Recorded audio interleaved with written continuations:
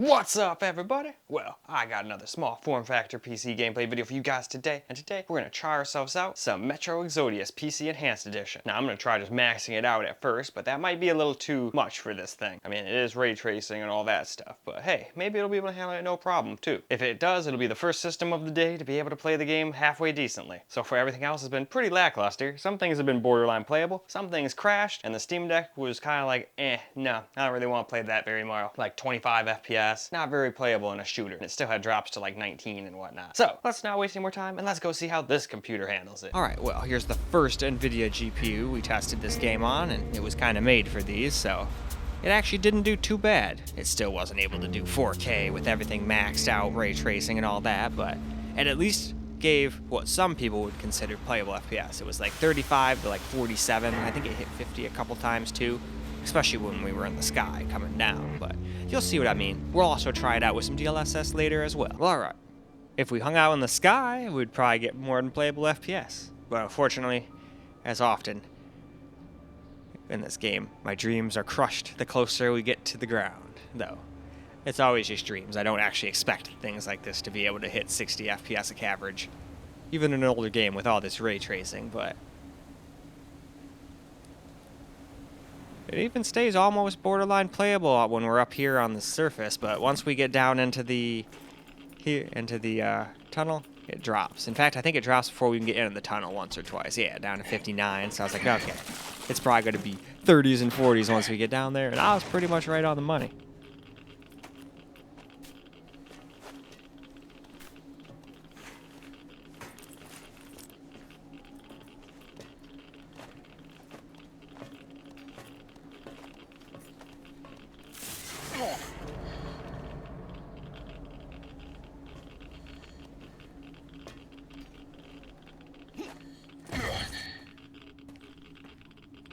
Well, it may only be getting 30 to 50 FPS here, but at least it's not crashing. But it can't quite beat out the 9700X RTX, but in that's defense, it was doing a much lower resolution. It would probably be getting right at about the same kind of FPS if we were trying to play at 4K, if I'm honest. In fact, this GPU generally wins in ray tracing compared to the XTX anymore. But like I always tell people, if you want ray tracing, don't go with AMD. If you want the best upscaler, don't go with AMD. I've got all these systems. Trust me, I would not just bullshit you guys. I have no reason. If something sucks, I just tell you it sucks. I bought this shit. I don't have it handed to me on a silver platter by any companies. They can't tell me shit. If they're like, nah, you can't do that, well, I'm going to say, well, too bad, eat a dick. I bought it, I can do what I want. Although I'm sure the law doesn't go that way. There's probably there's probably something in the ULL where it's like, nah, you bought this thing, and it says here in the fine print that you actually didn't own it, and in fact, we own it, and if you badmouth it, we can sue you, or some bullshit. Who knows? The law can be written in really stupid ways. That's why they tell you never, ever, ever, under any circumstance, defend yourself in court.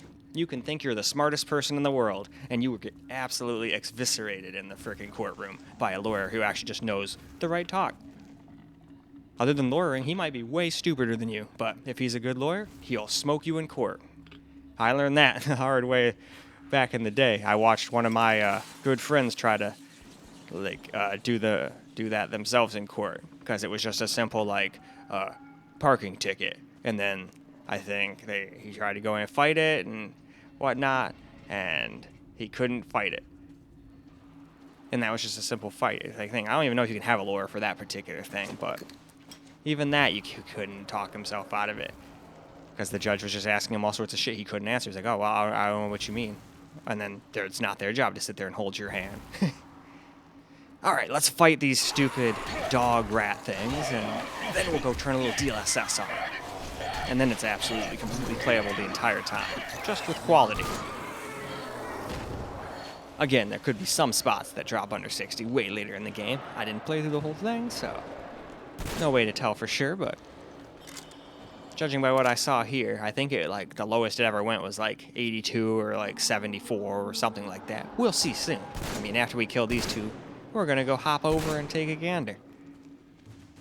So all right, let's go ahead and turn on some DLSS. Now for some DLSS, we're gonna leave the rest of the game just maxed out, but we're going to turn on quality DLSS. Now, I don't know what version it is. I'm assuming it's probably 2.0, because it didn't look bad, so I know it's not 1.0. And besides, I think 1.0 was back on, like, the 1080 Ti and shit, so that's quite a bit outdated. I don't think too many games that we would test, even ones that are a few years old, would still use that.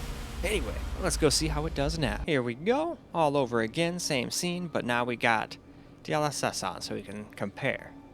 That's the only reason I went and just kind of did the same thing over. Sometimes I'll go through the game, especially if it's a game that just seems to be getting like 60 FPS on like everything. But if it's something like this where it doesn't run that great, I kind of like running it through the same spot over and over again, because then it's easy to compare. You can go to any of my videos. Hell, you can just pull up two internet things, put them side by side, and just compare.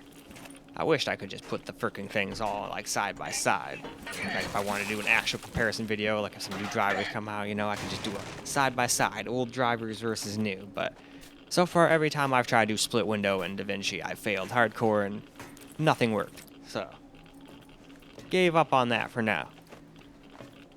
What I really ought to do is just go do a tutorial or something. I'm sure there's like a tutorial on how to do everything there is to know about DaVinci. Just watch like a video a day, and before you know it, I'll probably be a master. Alright, down into the hole we go.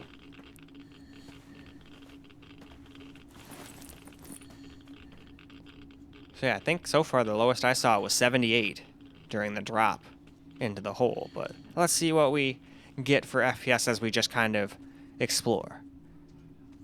Game definitely still looks good, even on this TV. I honestly can't wait to see what it looks like on the OLEDs. It's gonna look freaking night and day difference. Alright, let's burn these stupid bastard spider crab face hugger things. They really do. They look like a freaking spider mixed with those face grabbers from freaking Half-Life. And then sometimes they just start crawling all over you. No, not like spiders. So I'd probably be one of those people who had accidentally set themselves on fire trying to like get those the fuck off of me. That would not last very long in these kind of situations.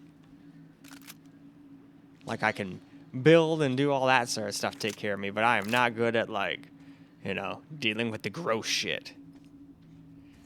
Like spiders and all that shit.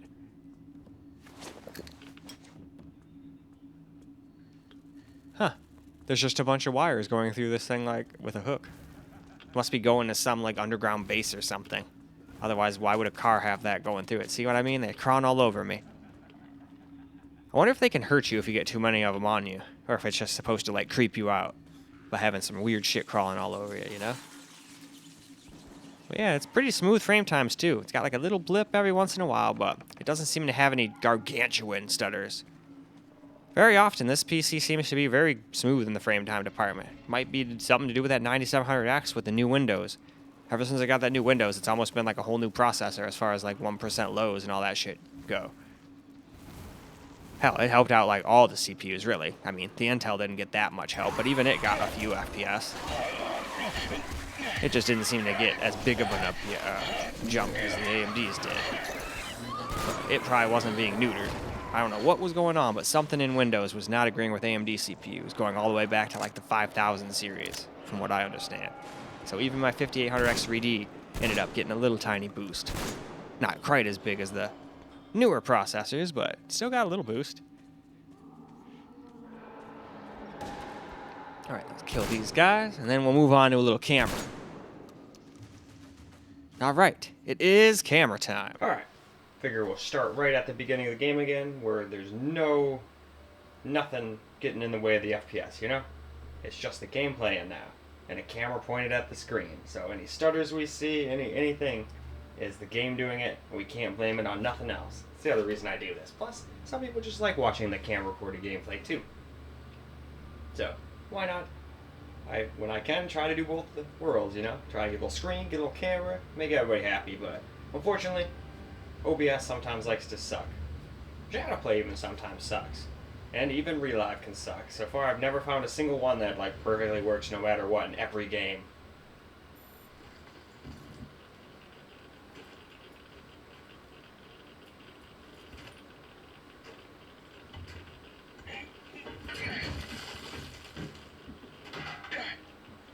Yeah, this game still looks pretty damn good. I mean, yeah, we're not really at 4K, but half the time DLSS is, like, not that different. Sometimes it even looks better. Like when a game has a horrible TAA implementation. MSAA can look better, but that one's usually pretty resource heavy. And then FXAA is, I just don't like that. I'd take TAA over FXAA, but that's just me. They're both terrible, don't get me wrong. I'm not trying to say one's good and the other's not. They're both freaking awful, but... Oh wait, no, I can just hit that. Sweet. Before, when I was on the Steam Deck, I kept holding that up just to do it, because I thought you had to. I think the other games made me do that, but not this one.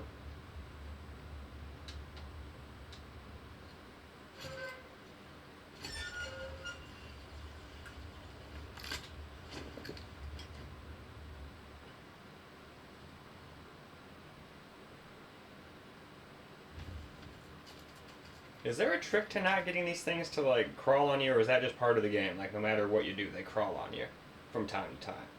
Because it seems like if I do it from distance, they still crawl on me. If I get right up into it, they crawl on me. I thought I had it figured out, but apparently not. And then can they do anything to you if they crawl on you? Like if you go through too many? I guess I'll find out when I play.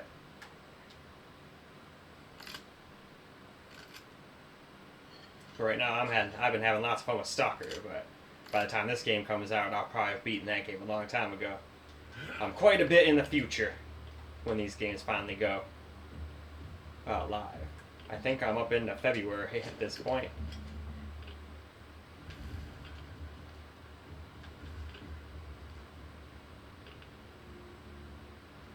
Yeah, Bearless Trains seem to have a pretty bad time.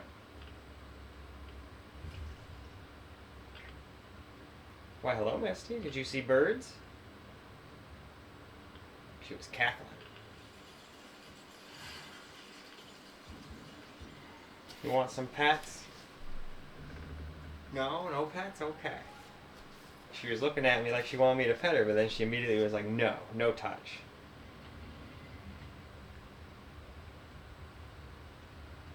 And if she doesn't want to be petted, then I don't pet her. Simple as that. Some people get pushy and then they get all cut up. Only time she messes me up is when we play. She can get a little violent. I keep trying to tell her us humans got freaking weak-ass skin, but obviously she's a cat, so she doesn't know what I'm saying. Well, there was a study that says they understand more than we think, both dogs and cats, but it's not like you can have, like, a conversation with them.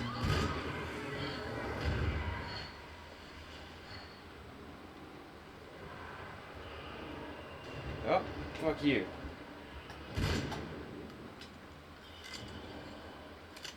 I don't want to waste my ammo, so I gotta make my shots count. And I'm not very good with aiming with a controller, so...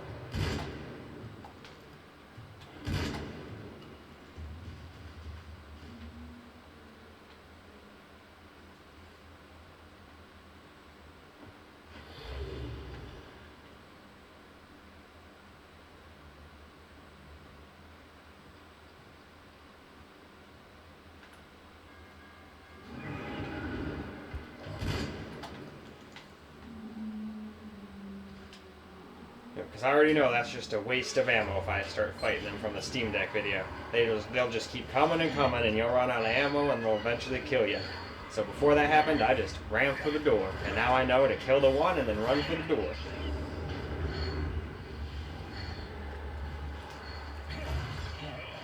Man, that would suck thinking you're all good, and then just all of a sudden being like, no, you're not. You went out of the frying pan and into the fire, my friend.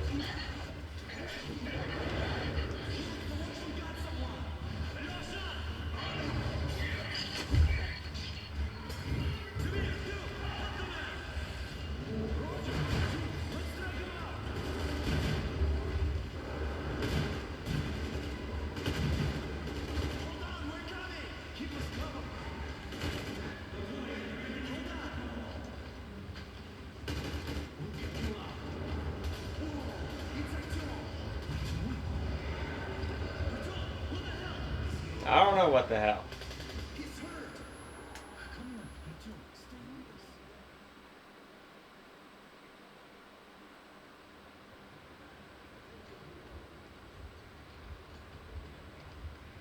Well, I'd say with that, we can go ahead and go wrap this video on up. Well, alright guys, that's a wrap for PC Enhanced Edition Metro Exodus, and it did much better than the rest. Heck, we were able to get, well, what some people would be considering playable FPS, maxed out. But not me, nothing with guns. I don't want no 30, 40 FPS. That's not my style. But as soon as we turned on some DLSS quality, no problem. Those are the kind of FPS I like in like a single player game, even with guns. And in fact, that's about what my main PC gets in Stalker. I mean, Stalker 2. As long as you stay out of the cities. As soon as you go into the cities, that game becomes an absolute just trash heap. Hopefully they can fix it. But it might be one of those things where there's nothing they can do about it. It's just gonna do it. Kind of like Dragon's Dogma 2. I mean, they put a little band-aid on it and it got a lot better, but you could still see the FPS tank whenever you go into a town. But it is what it is. Most of the time I'm not in towns anyway in the game. I'm out in the middle of nowhere exploring, and it's pretty good out there. Still crashes every once in a while though. Again, that's what I would hope they take care of. I would rather them, you know, make it not ever crash. I don't like when games crash. You know, you just get into the game and then all of a sudden crash. No fun. Luckily, most games don't do that, but every once in a while you get one that does. But anyway, that's all I got for this particular video. So I hope you guys enjoyed the video, because I sure as hell enjoyed making it for you guys. And until the next video, peace out, guys.